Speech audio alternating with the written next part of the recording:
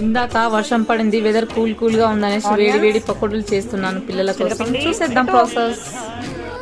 ఉప్పు, కారం,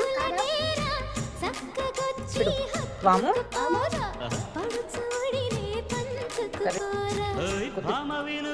పచ్చిమిర్చి.